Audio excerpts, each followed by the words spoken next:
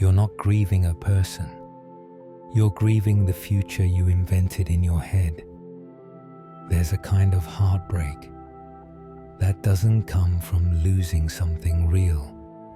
It comes from letting go of something that only lived in your imagination, the life you thought you'd have, the person you believed they were, the future you built in your mind, piece by fragile piece. And when it all falls apart, it feels like grief. But what you're mourning is a dream. I spent years building a connection that never truly existed, a future crafted entirely in my mind. Not just a relationship, but an entire love story I never got to live. The conversations we'd have, the life we'd build, the way they'd finally choose me. But here's the hardest truth. None of it was real. In an ancient temple, high in the mountains, a young man came to the Zen master, his heart fractured with invisible pain. "I cannot move on," he whispered. "I've lost everything." The master didn't offer advice. He simply said, "Walk with me." They walked in silence, through the temple gardens, mist curling around them like a memory, until they reached a cherry blossom tree. Delicate pink flowers trembling in the breeze. The master reached out, touched a blossom, like holding a moment. "Do you see this flower?" he asked. The young man nodded.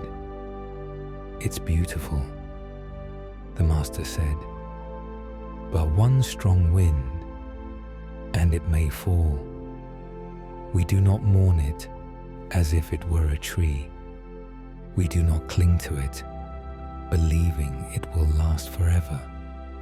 We simply appreciate its presence while it is here." The young man looked down. "But I imagined an entire life with this flower," he said. "A future, a family, a path together." The master's eyes softened.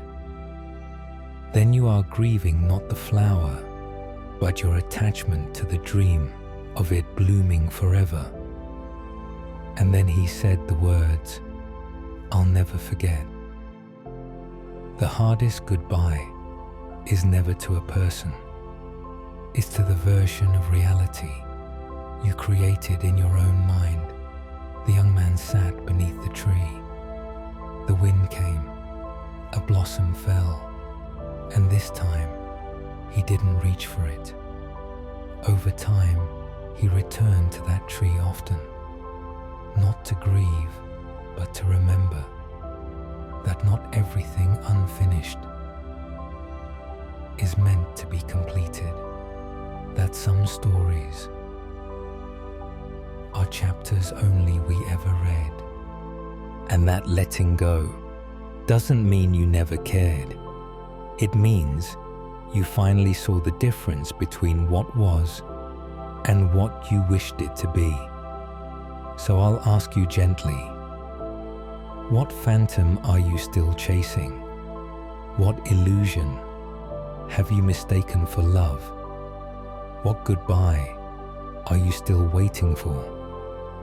If you've been holding on to someone who never truly held you back, share your story below. Someone scrolling through these comments might finally let go because of you. And if this touched your heart, pass it on, because somewhere out there, someone is grieving a future that never existed. Breathe, let go, move forward, and when the wind comes, will you still reach for the blossom?